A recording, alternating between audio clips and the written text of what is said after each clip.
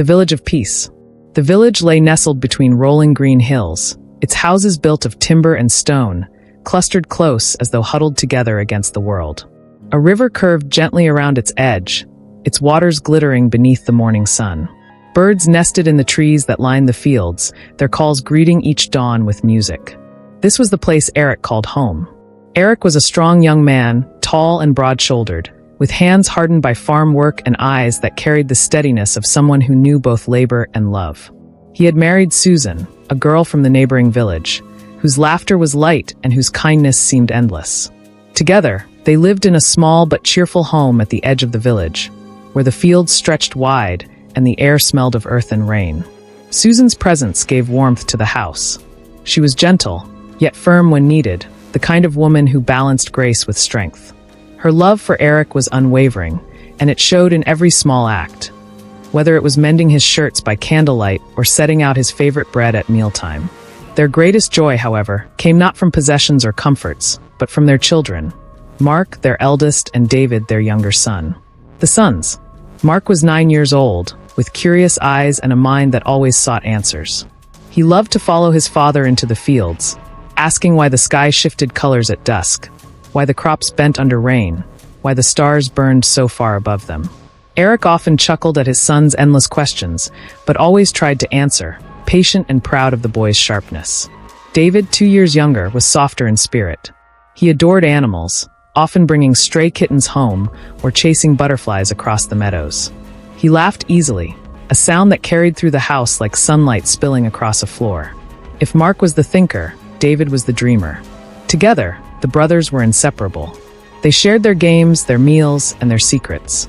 At night, they whispered to each other until sleep claimed them, their beds side by side beneath the glow of the hearth. For Eric and Susan, watching them grow was the purest happiness life could give. A simple life. The family's days followed a rhythm as steady as the turning seasons. In the mornings, Eric rose early, the rooster's crow pulling him from bed before the sun had fully risen. Susan often stirred beside him, wrapping herself in a shawl as she prepared the morning bread.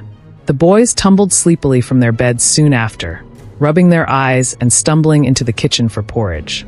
By midday, Eric was out in the fields, tending to the crops or mending fences. Mark often ran at his side, eager to learn the work of a man, while David stayed near his mother, helping her gather herbs or fetch water from the well. Their small voices and laughter filled the air like a melody. Evenings were the most cherished time. The family gathered by the hearth, where Susan told stories from her own childhood, and the boys leaned close, their eyes wide with wonder. Eric often carved small toys from wood, handing them to his sons as gifts. The home glowed with firelight and laughter, the outside world seeming distant, almost unreal. To the villagers, Eric and Susan's home was an example of harmony.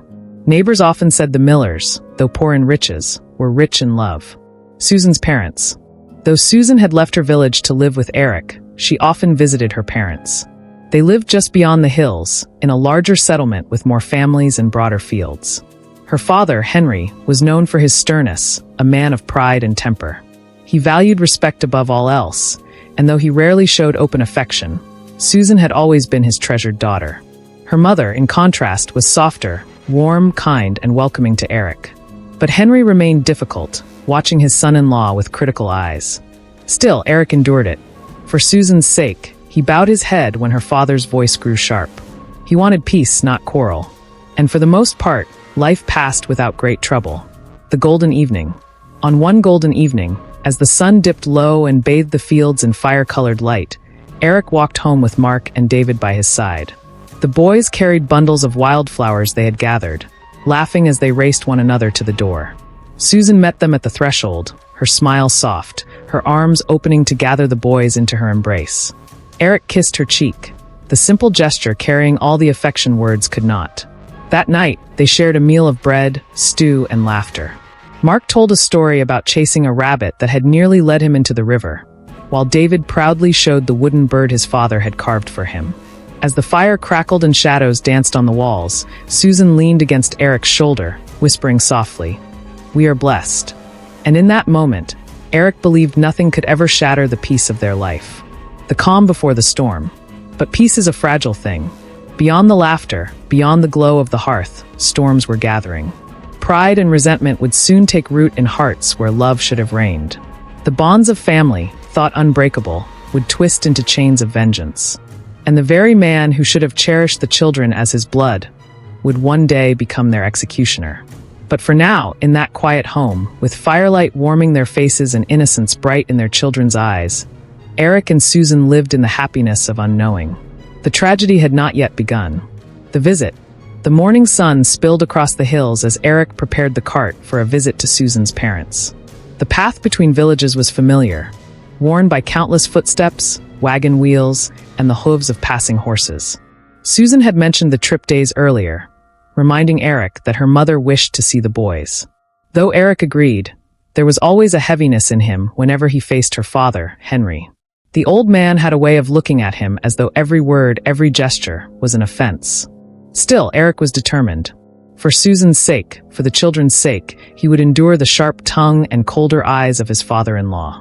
The road between. Mark and David were excited, bouncing in the cart as the fields rolled by. "Will grandmother make her sweet cakes?" David asked, his face bright. "She always does," Susan replied with a smile, brushing his hair from his eyes. Mark leaned forward, serious in his curiosity. "And will grandfather tell us stories?" "He has strange ones. Last time, he said he once fought a wolf with nothing but a stick."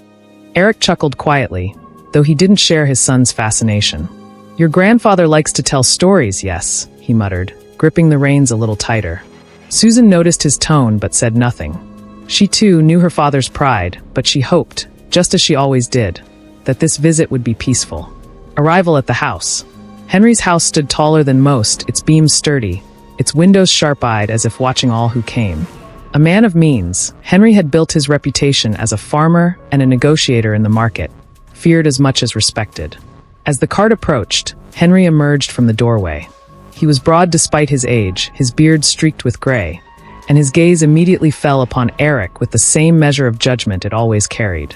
"Son-in-law," Henry said, his voice heavy, the words spoken more as acknowledgement than welcome. Eric nodded politely. "Good day, father." Susan's mother, Mary, hurried out behind him, her arms open wide.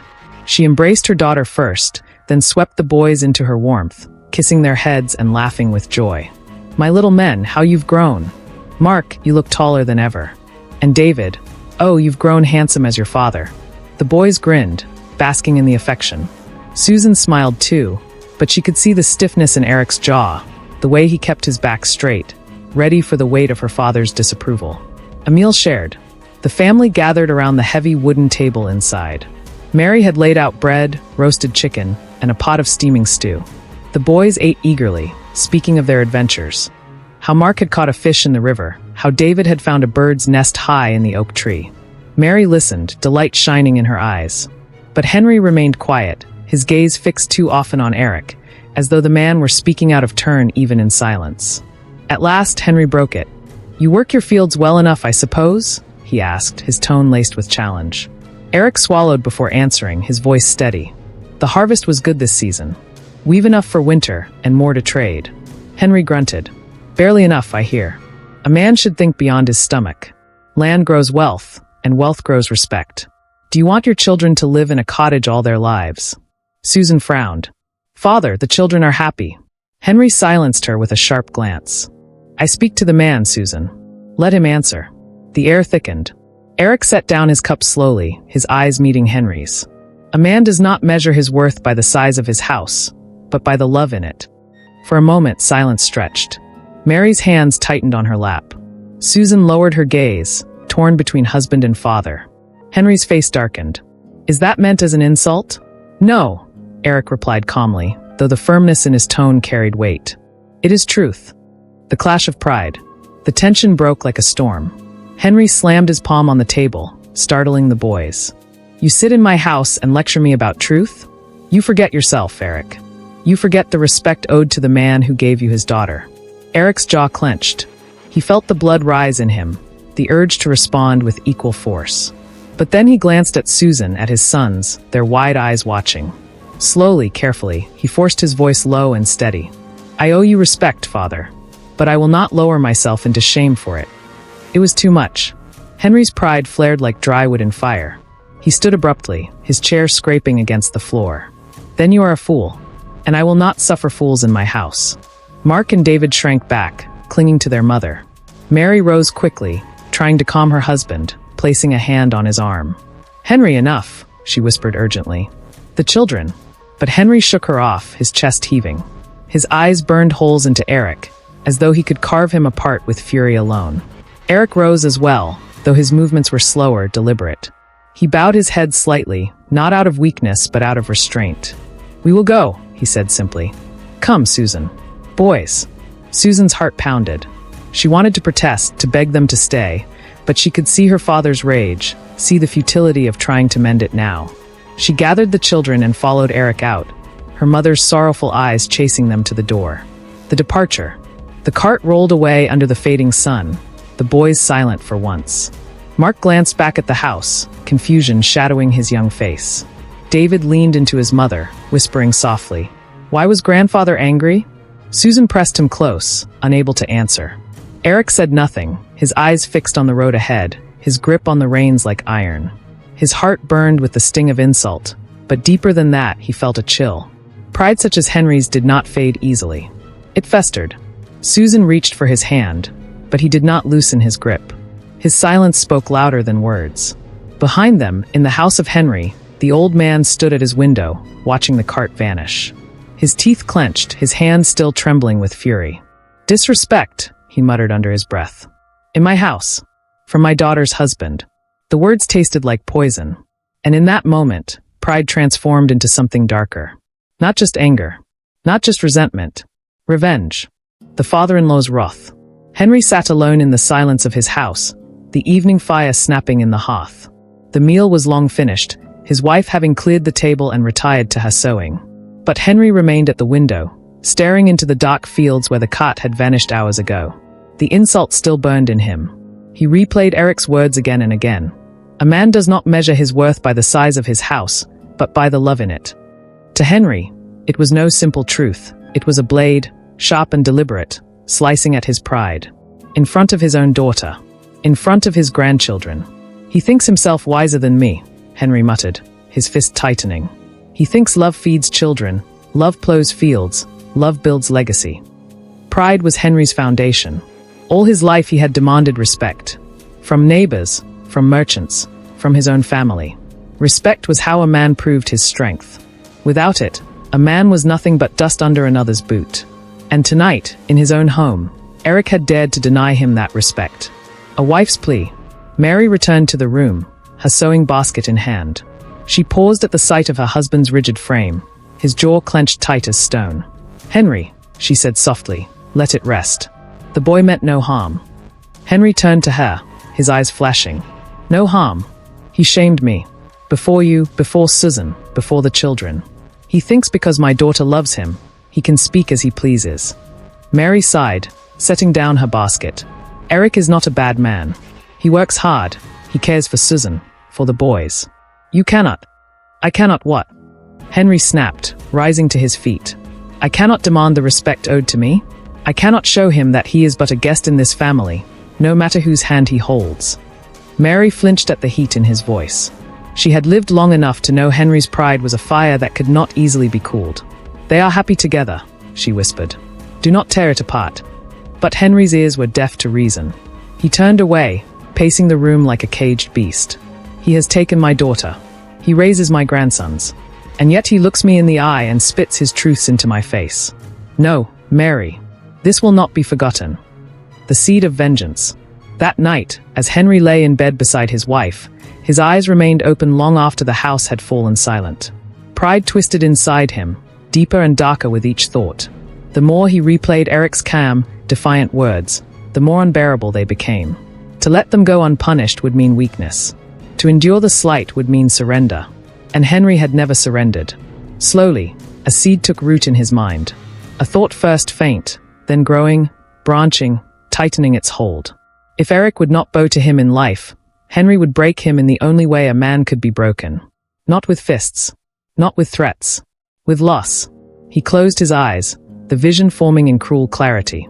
Eric's home silent. Eric's eyes hollow. Eric's children, gone. The seed of vengeance sprouted. Susan's next visit. Weeks passed. The quarrel was not spoken of openly again, but its shadow lingered. Susan tried to bridge the space between her husband and her father, but Eric refused to speak of it, and Henry carried his silence like a blade sheathed but ever ready. One morning, Susan prepared to visit her parents again. Eric was in the fields, and the boys were still wiping the sleep from their eyes when she tied her shawl and kissed them goodbye. "Be good today," she told Mark and David. "Stay inside until I return. Father will want to see you later." The boys nodded, though David tugged at her sleeve. "Mama, can I come too?" "Not today, my love," Susan said gently. "I won't be long." She smiled at them once more before stepping into the morning light. Henry was waiting on the road, as though he had known she would come. His face softened when he saw her, though the hardness never fully left his eyes. "Come, Susan," he said. "Walk with me. The fields need tending." Together, they set off, leaving the cottage behind. The dark hour. Mark and David spent the morning in play.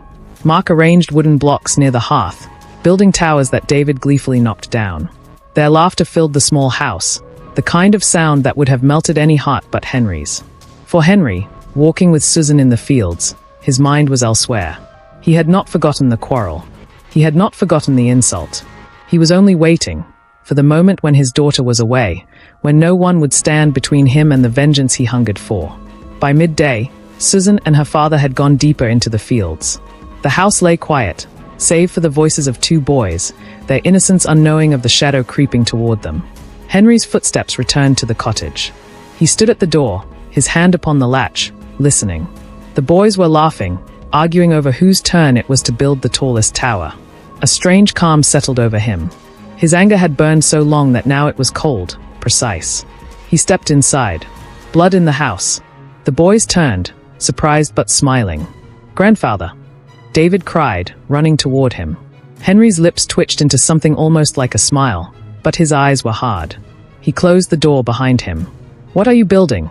he asked, his voice low, steady. "A castle," Mark said proudly. "One strong enough to never fall." Henry looked at it, wooden blocks stacked high, leaning, ready to topple with a touch. A bitter thought crossed his mind: castles fall. Pride crumbles. His hand moved to the blade hidden beneath his cloak. The next moments were horror, screams echoing through the cottage, cries for help that no one came to answer. Small hands tried to push away the strength of a grown man. The wooden tower crashed to the floor, scattered in pieces, as though mocking the children's defense. And then there was silence. Blood seeped into the floorboards. Innocence lay still. Henry stood over his grandsons, the blade dripping, his chest heaving. His hands, his clothes, his very soul were washed in their blood. He stared at them, not as grandchildren, not as flesh of his daughter's flesh, but as instruments of his revenge, a message carved in crimson. "This is the price of disrespect," he whispered, though the walls alone bore witness. The neighbor's suspicion. But fate does not allow silence forever. A neighbor, carrying firewood, passed by the cottage and paused. He had heard something, a cry, sharp and brief. He frowned, stepping closer. Through the small window, he caught a glimpse of Henry standing inside, his clothes soaked, his hand clutching a blade. The neighbor dropped his bundle, shouting for others. Within minutes, men rushed from nearby homes, storming toward the cottage. They burst through the door and froze in horror at the scene. Two boys slaughtered, their grandfather looming above them like a beast in human form. Henry did not flee. He did not protest. He simply stood, his chest still heaving, his eyes wild. Caught red-handed. The fateful day. The sun hung high above the fields, casting long shadows across the earth as Susan carried the small basket of vegetables she and her mother had gathered. Her father walked ahead, his stride strong despite his age, his silence heavier than the air around them. Susan did not notice the storm brewing within him. She only felt the distance. Henry had been quieter than usual, his replies short, his gaze fixed far ahead. She assumed it was the quarrel, with Eric still gnawing at his pride. "I'll make stew for supper," Susan said lightly, hoping to draw him out. "The boys love when I add carrots." Henry gave no answer. His jaw was tight, his eyes narrowing toward the path that led back to the cottage. Susan slowed, her brow furrowed. "Father, are you well?" But Henry kept walking. His silence was the only answer. The cottage in sight. As they neared the small house, Susan felt a sudden unease. The door was ajar, swaying gently in the afternoon breeze. A dread she could not explain crawled up her spine. "Mark! David?" she called, her voice carrying across the yard.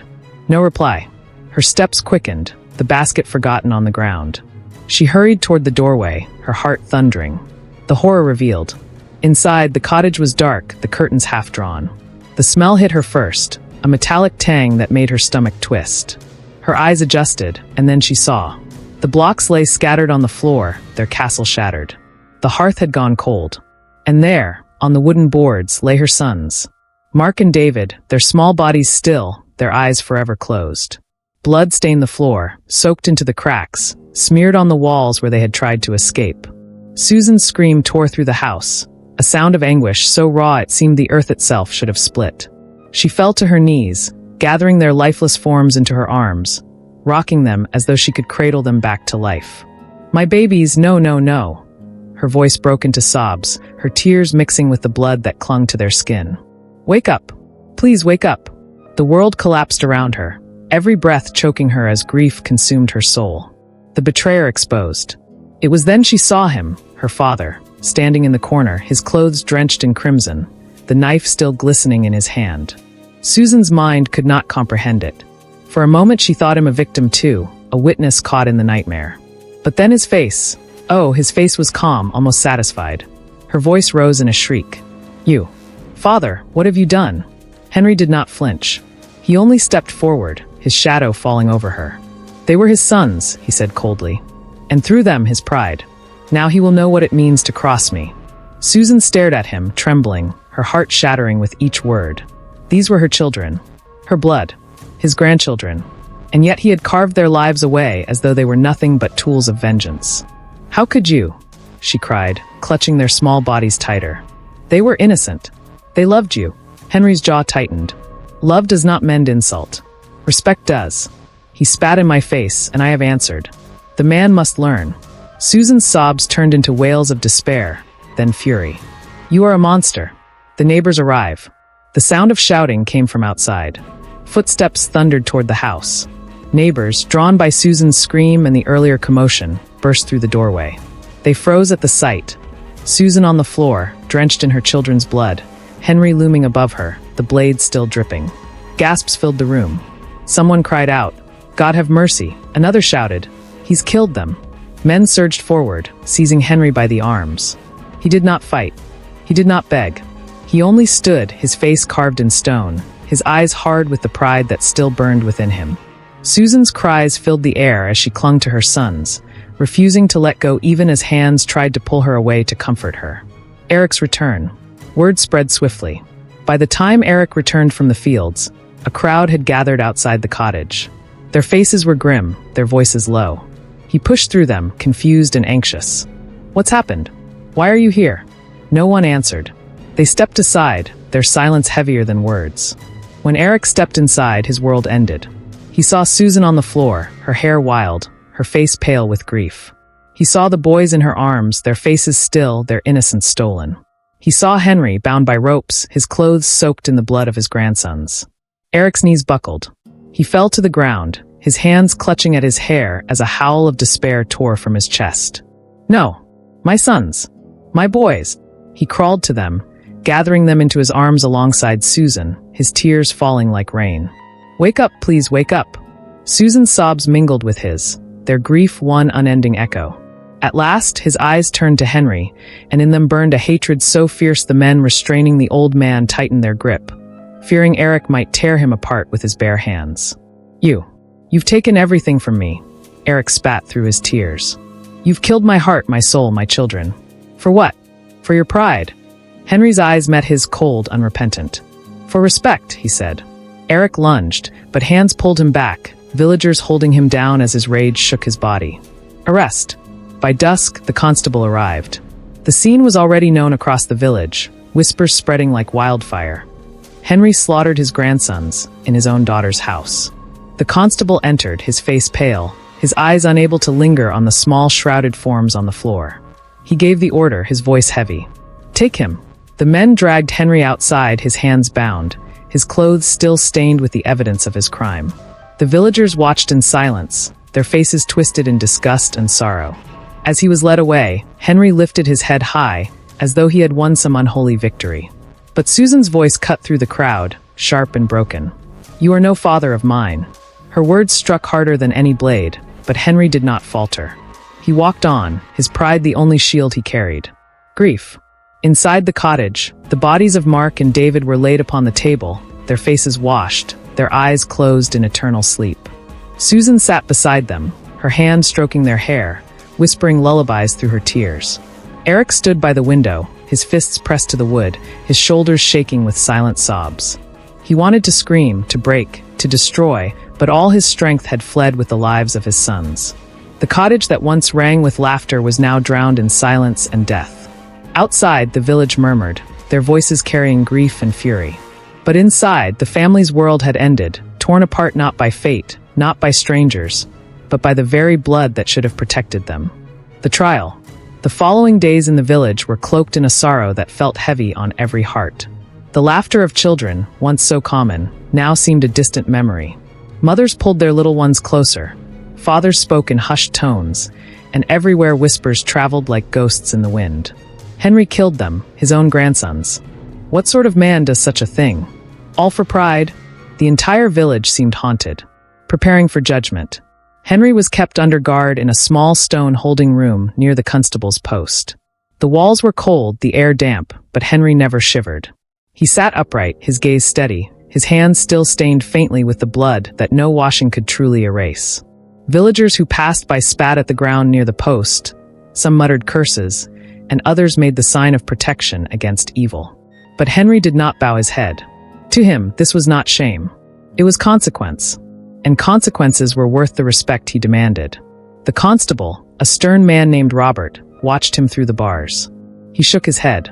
"I've seen thieves, drunkards, even murderers. But you butchered children. Your own blood. I can't fathom what lives inside you."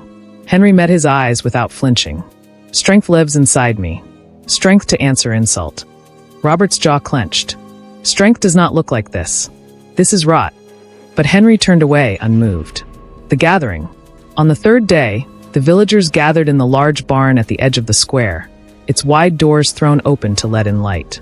Straw covered the ground, and benches had been dragged from homes to seat as many as possible. It was not a court of law as the cities might have, but it was judgment enough for their small community. What Henry had done demanded reckoning. Susan sat at the front, her face pale, her eyes hollow from sleepless nights. Eric sat beside her, though his body trembled with barely contained fury. The two small shrouds of their sons had been buried the day before, their graves fresh and raw in the churchyard. Their loss still bled in every breath they took. When Henry was led in, silence fell. He walked tall, his wrists bound, his chin lifted. He did not look at Susan. He did not look at Eric. He looked only forward, as though the crowd around him were shadows. The charges. Constable Robert stood. Henry of this village is charged with the murder of his grandsons, Mark and David, aged 7 and 9 years. Witnesses saw him in the house with blade in hand, his clothes drenched in blood. Their bodies were found under the same roof. "Do you deny this, Henry?" A hush fell over the barn. Henry's voice rang clear. "I do not deny it. I did what I did, and I would do it again." Gasps rippled through the crowd. A woman sobbed. Someone shouted, "Monster!" Susan's body shook. She buried her face in her hands, her tears unstoppable. Eric's fists clenched until his knuckles turned white, his chest heaving with rage. Robert raised his hand for silence. "Then let all here bear witness. He admits to his crime. But let him answer, why?" Henry's justification. Henry turned, his eyes sweeping over the villagers. His voice carried with the force of conviction. "Because I was dishonored. My son-in-law, Eric, spat words at me that no man should bear. In my own house, before my own family, he struck at my pride with his tongue. He made me small. He thought me weak." He paused, letting the words hang in the air. "I will not be weak. A man who allows insult without consequence is no man at all. So I cut him where it hurts. Through his children, I took his strength. I carved respect into his soul with their blood. Now, when he looks upon me, even in hatred, he will know I am not to be crossed." A stunned silence followed. Then a roar of outrage broke out. Voices shouted from every side. "Respect? You murdered babies. You are filth, Henry. You've cursed us all." Even those who had once respected Henry could not stomach his words. His calmness, his certainty, only deepened the horror. Susan rose to her feet, her voice breaking. You call yourself a man? A father? You took my children, my heart, for your pride? They loved you, father. They adored you. Mark made drawings just for you. David ran to your arms every time you came. And you killed them. Her body shook violently. You are dead to me. Henry's face hardened, but his eyes flickered, just for a moment. Eric's voice thundered next, raw and trembling with rage. Respect? You speak of respect? You butchered boys who could not fight back, who trusted you. You want me broken? You want me to remember you? Then I will remember you as nothing but a coward. A coward who could not face me man to man, so he struck at innocence. The villagers roared in agreement, their fury filling the barn like a storm. Judgment. Constable Robert stood again, his voice iron. You hear the voices of your people, Henry. You have confessed your crime, and there is no doubt. For the slaughter of innocents, for the betrayal of blood, for the curse you have brought upon this house, you will face the harshest sentence our law allows. Henry's gaze did not falter. Do what you must. I have already done mine. Robert nodded grimly. You shall be hanged at dawn. A murmur rippled through the crowd, some relief, some sorrow, but none in defense of Henry. His fate was sealed. Aftermath of the trial. As Henry was dragged away, Susan collapsed into Eric's arms. Her sobs shook her whole body. Why? Why, Eric? Why did he do this? Eric held her tightly, though his own tears fell. Because his pride was greater than his love, and that pride destroyed everything. The villagers began to disperse, but their eyes lingered on Susan and Eric with pity. Whispers followed. Poor souls to lose children this way, at the hand of their own kin. Susan and Eric left the barn slowly, their hands clasped, their hearts broken. The road ahead of them was dark, but at least Henry would no longer haunt it. Henry in his cell. That night, Henry sat alone in the cold cell. The torches outside flickered, casting long shadows. For the first time since his crime, silence pressed on him. No villagers, no crowd, no daughter's cries. Just the cold, the rope that awaited him, and the ghosts of the children he had slain. In the stillness, faint sounds rose in his mind. Mark's laughter as he built his wooden castles, David's small voice crying "Grandfather," as he ran to him. For the briefest moment, Henry's face cracked. His jaw trembled. His hand shook. But then he straightened, forcing the memory down, burying it deep beneath the armor of his pride. If weakness follows me, he muttered to the dark, then I die strong. The last night, the village had grown quiet after the trial. The outrage had burned itself into exhaustion, leaving only grief and unease lingering like smoke after a fire. Though the verdict had been reached, Henry to hang at dawn, the air remained heavy, as though the entire land itself recoiled at the thought of a grandfather slaughtering his own blood. The moon rose over the fields, pale and cold, casting silver light across the rooftops. Families drew their shutters closed, whispering prayers as they tucked children into bed. No one wanted to speak of the hanging to come, but no one could banish it from their thoughts either. Henry's cell. Henry sat alone in the stone cell, his back to the wall. The straw beneath him crunched with each shift, but he moved little. His hands rested on his knees, his eyes fixed on the iron bars before him. The jailer, a younger man named Thomas, sat outside with a lantern, his gaze occasionally flicking toward Henry with mingled disgust and fear. You should pray, Thomas muttered at one point. Tomorrow you'll face God. You think he'll forgive what you've done? Henry didn't reply. His lips curled faintly, as though the words were meaningless to him. But when Thomas dozed later, Henry's eyes closed, and in the darkness behind them, images rose unbidden. He saw Mark, his little hands clutching wooden blocks, smiling as he built his castles. He saw David running across the yard, his small voice ringing out, "Grandfather, look!" He saw their faces, bright, trusting, alive. Then the memories shifted. Blood on the floor. Their cries cut short, their small hands reaching, clawing, before they stilled. Henry's breath caught. For a heartbeat, his pride faltered.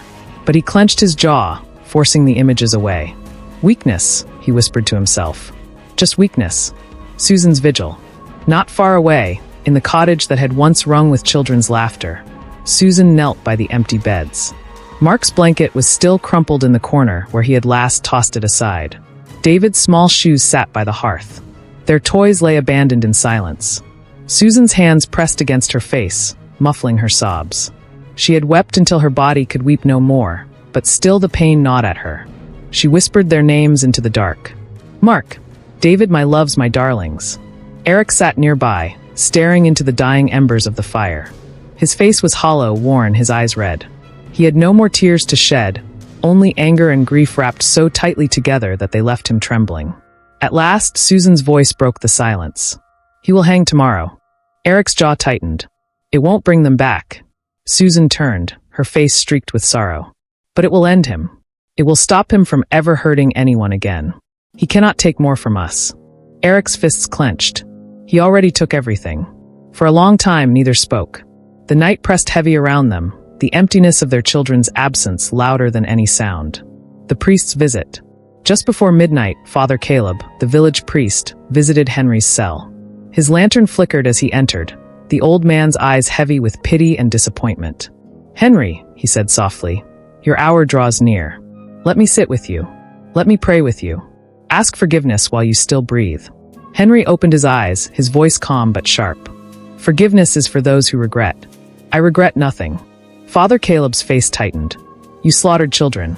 Innocent, trusting children. Your own blood. Do you feel nothing?" "They were not mine," Henry replied coldly. "They were Eric's. His pride. His lineage. And now he knows what it is to be broken." The priest's shoulders sagged. "You will stand before God, Henry. And he will not see pride. He will see blood.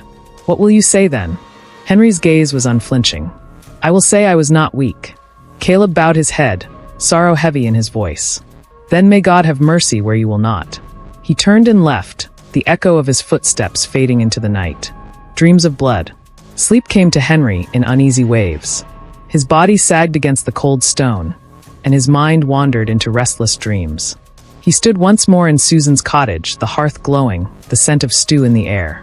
Mark and David laughed, chasing each other around the table. They ran to him, their arms outstretched. "Grandfather! Grandfather!" But when he bent to embrace them, their faces changed. Their laughter warped into cries. Their skin grew pale, their eyes hollow. Blood poured from their mouths, their small hands gripping his wrists like shackles. "Why, grandfather?" they whispered together. "Why did you hurt us?" Henry struggled, but their grip was iron. The room filled with their blood, rising past his knees, his waist, his chest. Their voices echoed louder, sharper. "Why, grandfather? Why?" Henry screamed, thrashing, but the voices did not stop. They pulled him under, drowning him in their crimson tide. He jolted awake, drenched in sweat, his chest heaving. For the first time since his crime, fear gnawed at his heart. Susan's resolve. That same night, Susan rose from the floor by her children's beds. Her eyes were swollen, her body weak, but a strange clarity filled her. She turned to Eric, who sat with his face in his hands. "I will be there," she said. Eric looked up, his brow furrowing. "Where?" "At the hanging," she replied, her voice trembling but firm. "I will watch him die. I will see with my own eyes that he cannot take anything more from us." Eric hesitated, then nodded slowly. "Then we'll go together." Susan's gaze returned to the small beds. Her tears had dried, but her grief had sharpened into something harder. "I will carry Mark and David in my heart tomorrow. He may have silenced their voices, but they will be there to watch too. The village awaits." Across the village, no one slept easily. Mothers held their children closer, their minds haunted by the thought of how fragile innocence could be. Fathers sat by doors, silent and grim. Even the animals seemed restless, the dogs barking at shadows, the horses stamping in their stalls. The knowledge of what awaited at dawn was in every breath. By the gallows at the square, the scaffold stood ready, its ropes swaying in the night wind. The wood creaked, whispering of the justice it would deliver when the sun rose. Henry alone. Back in his cell, Henry sat trembling though he would not admit it. The dream still clung to him, the children's voices echoing in his ears. He pressed his hands to his face, whispering to himself, "Weakness, weakness." But for the first time, the word no longer gave him strength. He lay back on the cold floor, staring at the ceiling. The hours crawled by, every creak, every drip of water from the stone ceiling marking the slow approach of dawn. For all his pride, for all his certainty, a seed of doubt had taken root. The hanging. The first light of dawn crept slowly across the fields, painting the horizon in gray and crimson. The village stirred before the rooster crowed, as though some silent summons had pulled everyone from their beds. Today was no ordinary day. Today, the rope would claim a man who had murdered his own blood. The gallows stood tall in the village square, its frame of rough timber swaying slightly in the morning breeze. The noose dangled like a serpent, waiting patiently for the neck it would claim. Beneath it, a wooden platform had been hammered into place. The wood was damp with dew, but the creak it gave when touched seemed sharp, final, unforgiving. The gathering crowd. By sunrise, the square was full. Men, women, and children stood shoulder to shoulder, their faces pale but determined. Some carried expressions of grim satisfaction, others of deep sorrow, and many of unease. For though justice was necessary, the act of taking a man's life, even a man as cursed as Henry, left a weight on the heart. Whispers threaded through the crowd. Will he confess before the end? Confess! He showed no remorse in the trial. God help him, then. His soul is lost. Mothers clutched their children's hands tighter, some covering their little ones' eyes, fearing what they might see. Yet others let them watch, believing it important they understand the cost of such evil. Susan and Eric. At the front of the crowd, Susan and Eric stood side by side. Their faces were hollow with grief, their eyes red from sleepless nights. Susan's hands trembled as she gripped the shawl around her shoulders. Eric's jaw was set like stone, though his body quivered with barely contained rage. Susan looked at the gallows, her breath shallow. "This is where it ends," she whispered. Eric nodded grimly.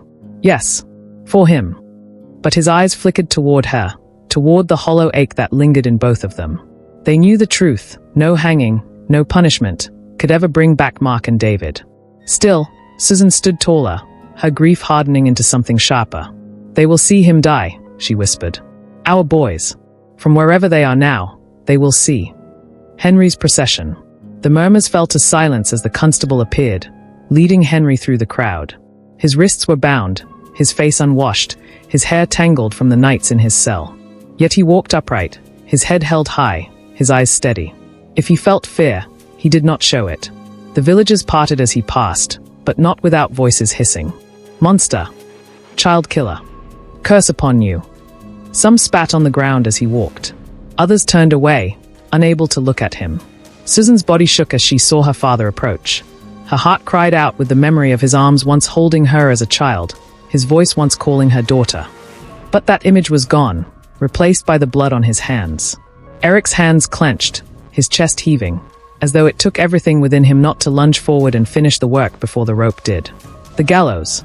Henry climbed the steps to the platform without hesitation, his boots echoing loudly on the wood. He stood before the noose, turning to face the villagers. His eyes swept the crowd, steady and cold. Constable Robert stood beside him, reading aloud the charges. "Henry of this village, you stand condemned for the murder of your grandsons, Mark and David, aged 7 and 9 years. You have confessed openly to your crime. By judgment of this community, you are to hang until dead." He turned to Henry. "Do you have any last words?" The crowd leaned forward, breaths held. Henry's voice rang out, calm and sharp. "I have no remorse. I did what I did because I was dishonored. Let every man here know, pride is not to be trampled. If insult is given, it must be repaid. Weak men forget. Strong men take." A gasp swept the crowd, followed by angry shouts. "Shame! Even now he feels nothing.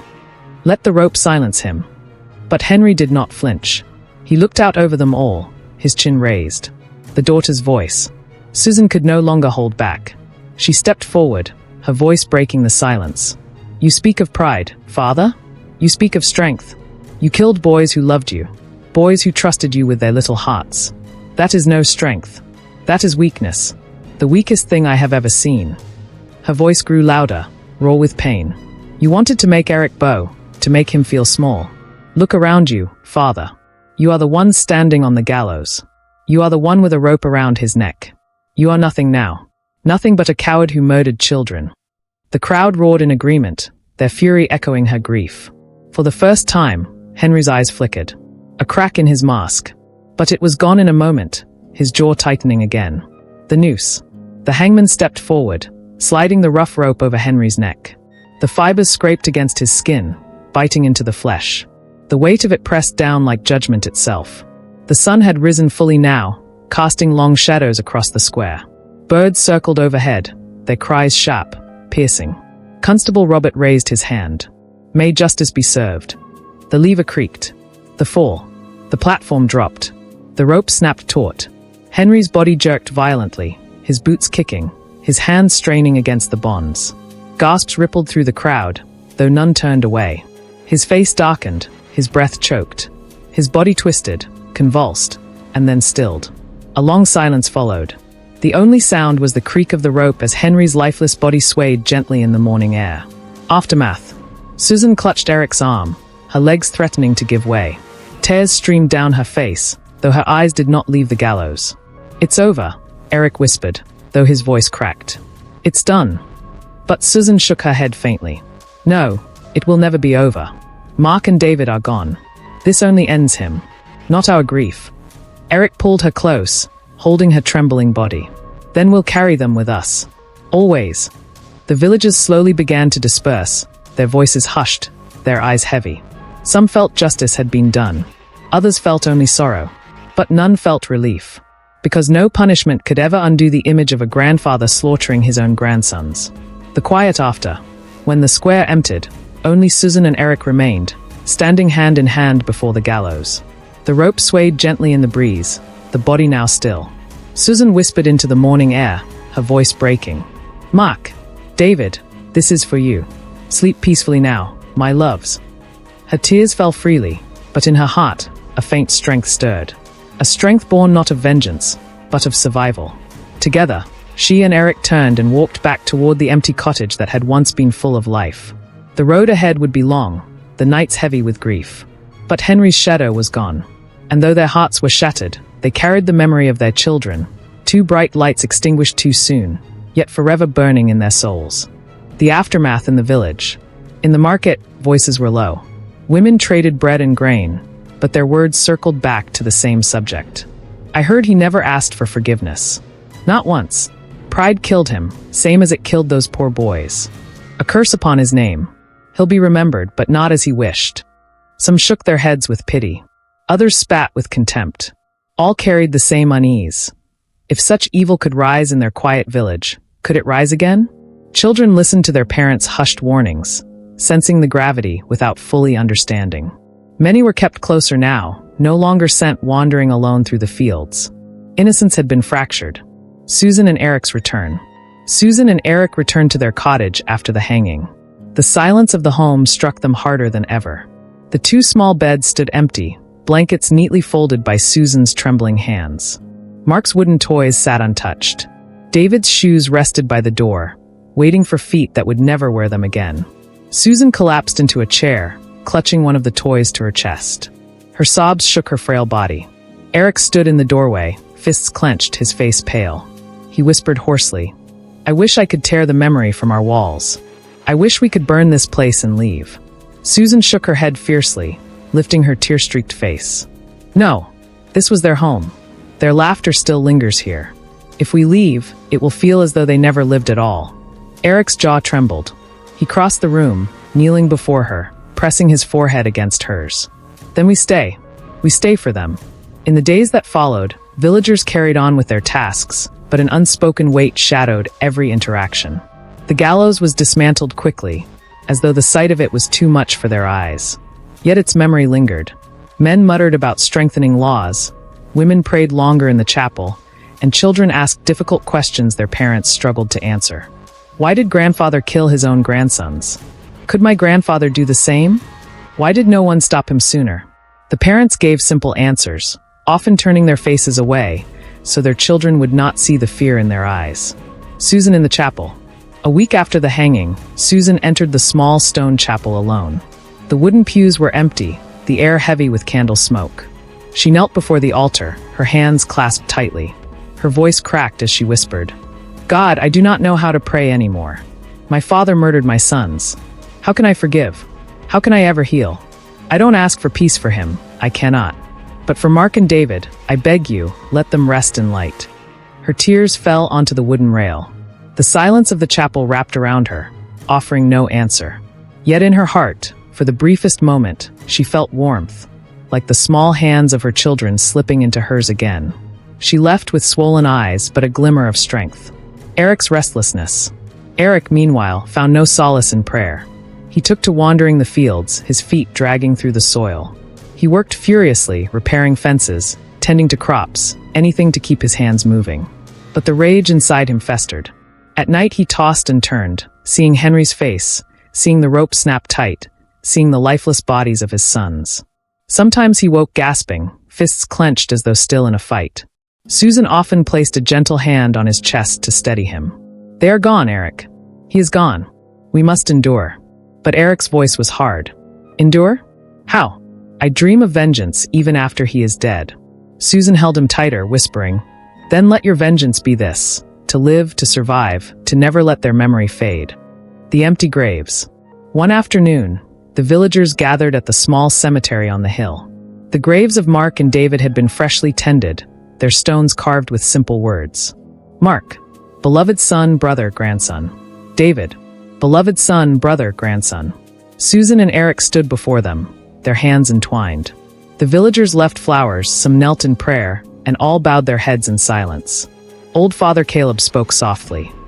Their lives were stolen by wickedness, but their spirits live on in the love of their family and the memory of this village. Let us not remember their deaths, but their laughter. Susan wept openly, Eric's arm around her shoulders. For the first time since the tragedy, the village shared its grief together, voices united in mourning. A house divided. Though justice had been served, Susan bore another hidden wound. Her heart was torn between the man who had raised her and the children he had destroyed. Some nights she dreamed of Henry as he had been, a strong father, carrying her on his shoulders, teaching her to fish, laughing as he told stories by the fire. She woke with tears on her cheeks, guilt gnawing at her. How could she love that man and hate him in the same breath?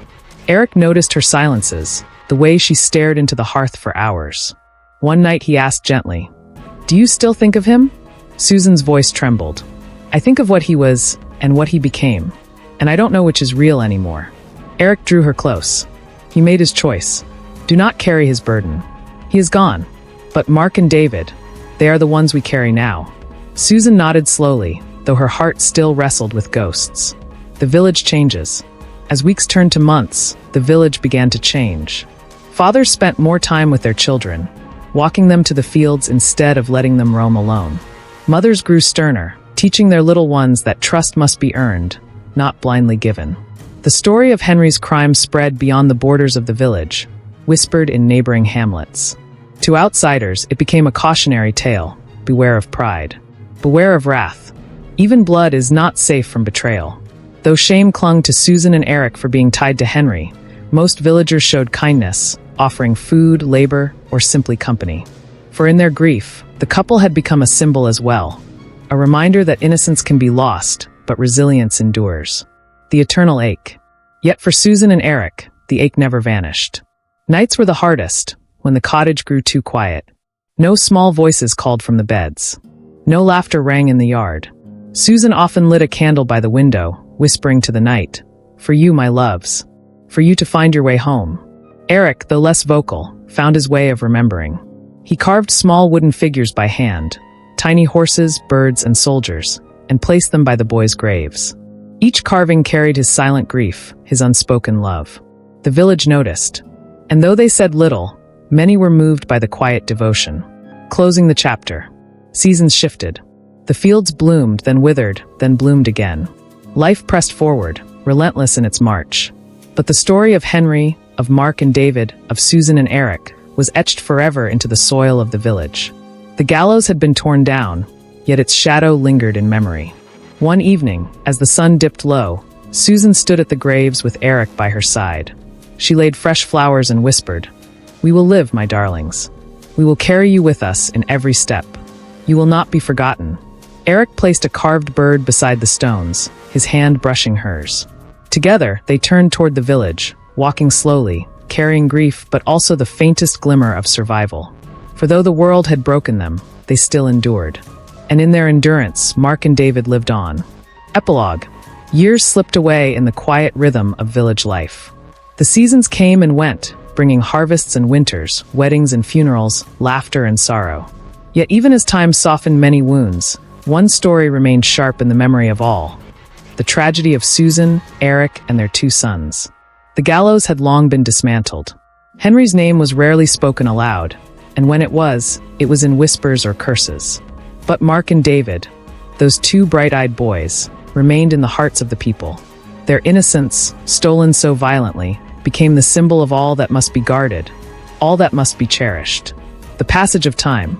Susan's hair turned silver before its time, streaked by grief as much as by age. Eric's shoulders bent with years of labor, but his hands never stilled. They worked their land with quiet devotion, keeping their home in order, not for themselves alone, but as a memorial to the family they had lost. They never had more children. Some wondered why, whispering that perhaps the pain was too deep, perhaps their love too scarred. But others understood.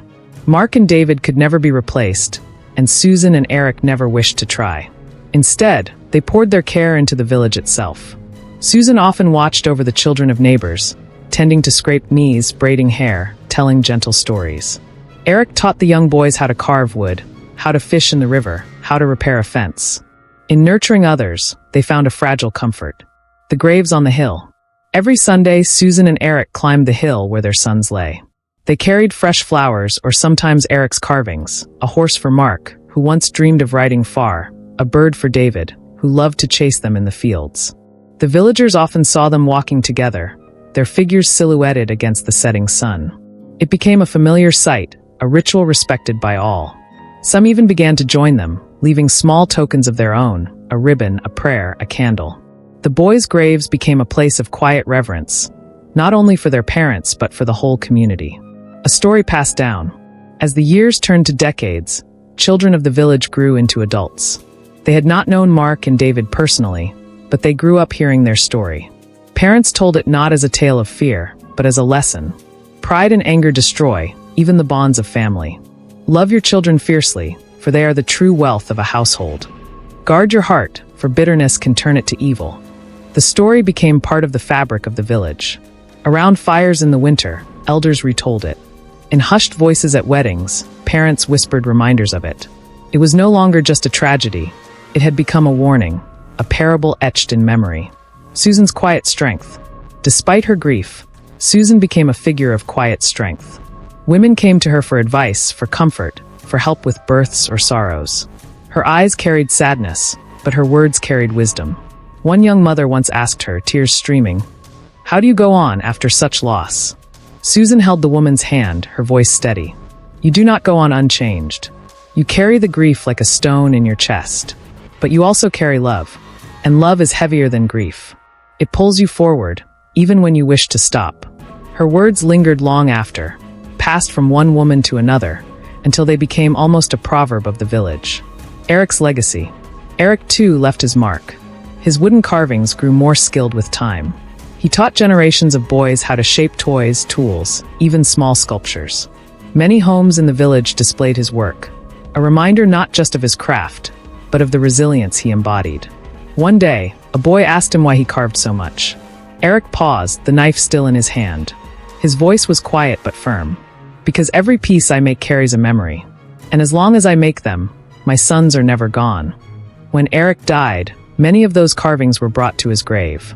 Horses, birds, soldiers, and even crude little houses, tokens of remembrance left by those he had taught. His grave was not empty, it was crowded with love. Susan's final days. Susan lived longer, though age weighed heavily on her.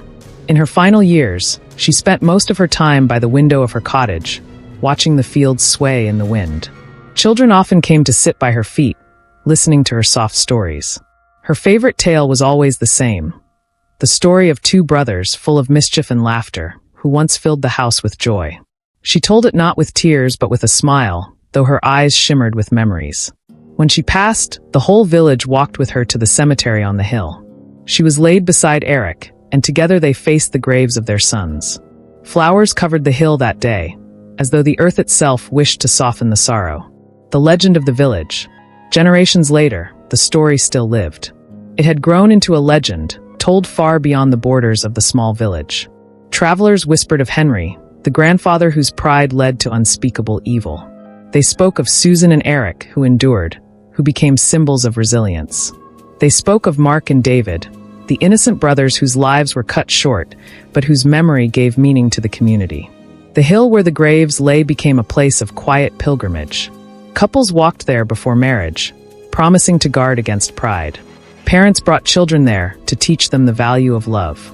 Even strangers paused in silence, moved by the tale carried through generations. And though centuries might pass, the story remained. Closing words. Mark and David's laughter no longer rang in the cottage. Their footsteps no longer stirred the dust of the yard. Yet in the hearts of their parents, in the voices of the village, and in the memories passed down, they lived on. From grief came wisdom. From tragedy came strength. And though Henry's name was cursed and forgotten by most, the legacy of his crime became a shield for others, a warning that endured long after the man himself was dust. The village never forgot. The story of Susan, Eric, Mark, David, and Henry remained carved not in wood, not in stone, but in memory. For in memory, the dead are never truly gone.